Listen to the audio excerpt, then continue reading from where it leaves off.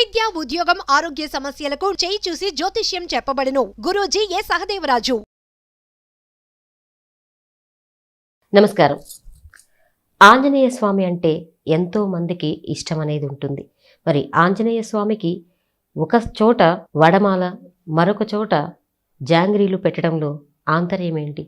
ఈ విషయం గురించి మనందరికీ కూడా తెలియజేయడానికి మనతో ఉన్నారు ప్రముఖ ఆధ్యాత్మికవేత్త, ఆర్ష విద్యా తపస్వి, శ్రీ శృంగేరి మహాసంస్థాన ఉభయ తెలుగు రాష్ట్రాల సంచాలకులైనటువంటి బ్రహ్మశ్రీ పసర్లపాటి శ్రీనివాస బంగారయ్య శర్మ గారు. నమస్కారం అండి. నమస్కారం అమ్మా. ఆంజనేయ స్వామి అనగానే ఎక్కడ లేని శక్తి వచ్చేస్తుంది, ఎక్కడ లేని భక్తి వచ్చేస్తుంది. అలాంటి భక్తి, శక్తి అన్నీ ఉండేటువంటి ఆంజనేయ స్వామికి మన దగ్గర అప్పాలు, వడలు ఇట్లా అన్నీ పెడుతుంటారు. మరి నార్త్ సైడ్కి వెళితేనేమో జాంగ్రీలు. మరి ఇట్లా వివిధ రకాలుగా పెట్టడంలో ఆంతర్యం ఏమంటారు?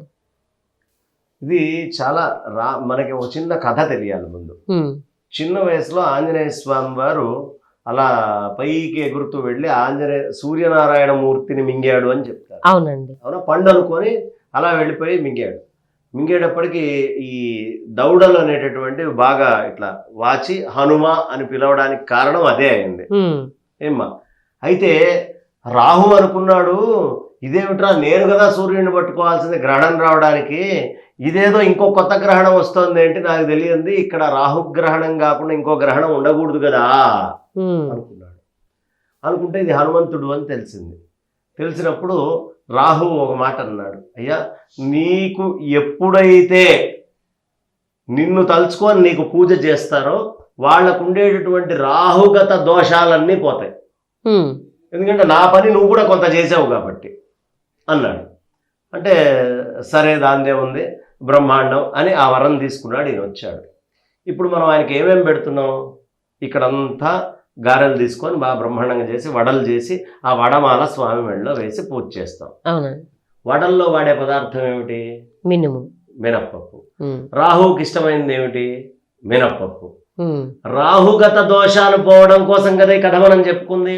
కాబట్టి రాహువుకి సంబంధించినటువంటి దీంట్లో బింబం ఎలా ఉంటుంది? వడ గుండ్రంగా ఉంటుంది, సూర్యనారాయణ మూర్తి యొక్క దీనిలాగా. ఆ మధ్యలో నుంచి రేఖాంశంగా ఒక సూత్రాన్ని తీసుకొని వచ్చి వడలు మాల కింద వేశారు. ఏమ్మా? ఈ గుండ్రం ఒకటి. జాంగ్రీలు ఎలా ఉంటాయి? గుండ్రంగా ఉంటాయి. అక్కడేమో తీపి, ఇక్కడేమో వడలు కొంచెం ఉప్పగా కాస్త కారంగా రకరకాలుగా చేస్తాం, అల్లాలు గిల్లాలు వేసుకొని. ఇక్కడేమో కొంచెం కారంతోటి కూడినటువంటిది, అక్కడేమో తీపి పదార్థం. కానీ పదార్థము వేరైనా పదార్థంలో వాడే వస్తువు ఏంటి? జాంగ్రీకి మినపప్పు. అంటే రాహువు ప్రీతి కోసం మనం మినపప్పు వాడుతున్నాము. ఎవరైతే మినప్పప్పుతోటి జాంగ్రీలు కానీ అక్కడ ప్రాంతంలో వాళ్ళకి కారాలు తక్కువ కాబట్టి జాంగ్రీ చేసుకుంటారు. వాళ్ళకి స్వీట్లు బాగా ఇష్టం, అందుకని వాళ్ళు భోగ్ అంటే స్వీట్లే, అన్ని రకరకాల స్వీట్లు చేసి పెడతారు. మన దగ్గర మనకు కొంచెం గారెలు, వడలు ఇవన్నీ కాస్త ఇష్టం, కారాలు ఇష్టం, మన నాలిక అది. కాబట్టి పేరు ఆయనది చెప్పుకొని ఈ మినప్పప్పుతోటి దోషం పోవాలంటే మన దగ్గర గారెలు చక్కగా వేయిస్తారు. అది నూనెలో అదే మినప్పప్పును తీసుకొని వెళ్ళి అక్కడ వేయిస్తారు. వేయించి అక్కడ జాంగ్రీ పెట్టినా ఇక్కడ వడలు పెట్టినా రెండిటికి మూల కారణం రాహుగ్రస్తమైనటువంటి దోషాలు ఏవైతే జాతకంలో ఉన్నాయో అది తీసేయడం. కాబట్టి రాహువుకి సంబంధించిన బాధలు, ఇబ్బందులు ఎవరికి ఉన్నా ఆంజనేయ స్వామి వారికి వడమాలో జాంగ్రీయో నివేదన చేసి పెట్టడం.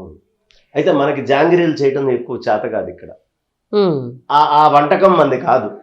మన వంటకం ఏమిటి? మినప్పప్పు అనగానే మనకు గారెలు గుర్తొస్తాయి. అందుకని ఇక్కడ గారెలు, అక్కడ జాంగ్రీలు పెడతారు. పెట్టి స్వామివారికి ఆ నివేదన చేసి రాహువు వల్ల వచ్చేటటువంటి దోషాలన్నిటి నుంచి మనల్ని మనం దూరం చేసుకునేటువంటి ప్రయత్నమే ఇది. అంటే స్వామివారికి వేసిన ఆ వడమాల కానీ లేదంటే జిలేబీ, జాంగ్రీ ఏదైతే ఉంటుందో వాటిని మనం తినాలంటారా? తిన వాళ్ళకు అలాంటి దోషాలు మళ్ళీ పోయే అవకాశం ఉంటుందంటారా? స్వామికి వడమాలయంగానే రాహుప్రీతి అయిపోయింది, వడమాల మీకు ప్రసాదం అయిపోయింది. అందుకే అడిగానండి. అంటే వేరే వాళ్ళకి దోషాలు పోయే కోసం పెట్టేది కదా. అట్లా ఏం లేదమ్మా. స్వామికి మీరు నివేదన చేశారు, మీ దోషం కోసం మీరు చేయలా. స్వామికి అది ఇచ్చినంత మాత్రానే, ఆ మినప్పప్పుతోటి చేసింది ఇచ్చినంత మాత్రానే మీ దోషం పోయింది. స్వామి దగ్గరికి నుంచి దోషం పోయిన తర్వాత మళ్ళీ అదేమి తిండి పదార్థాన్ని ఆశ్రయించదు. స్వామి ఆ మాల వేసుకొని ఆనందించాడు కాబట్టి ఆ మాల ప్రసాదమైంది, నలుగురితోటి పంచుకొని తినచ్చు. వీడు ఒక్కడే తినాల్సిన అవసరం కూడా లేదు. కాబట్టి ఆ వడమాల కానీ ఆ జాంగ్రీ కానీ నలుగురికి పెట్టుకొని ఆనందంగా తిరుగుతూ తినచ్చు. అది పెట్టినంత మాత్రానే ఆ దోషం పోయింది. ఆ దోషం మళ్ళీ గారెల్లోనో జిలేబీలోనో పట్టుకోలే, సందేహం ఉంటుంది కదండి. అంతే. అది ప్రసాదం కింద మారిపోతుంది. ప్రసాదం కాబట్టి అందరూ తీసుకోవచ్చు. అందరూ తీసుకోవచ్చు. చాలా చక్కగా తెలియజేశారండి. చాలా మందికి ఏంటంటే ఏ దేవుడికి ఎటువంటి నైవేద్యాలు పెట్టాలనేది కొంత ఉంటుంది. ఏ దేవుడికి ఏ నైవేద్యం పెట్టినా చివరికి మనమే కదా తీసుకునేది.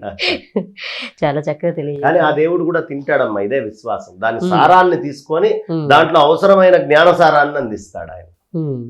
ధన్యవాదాలండి.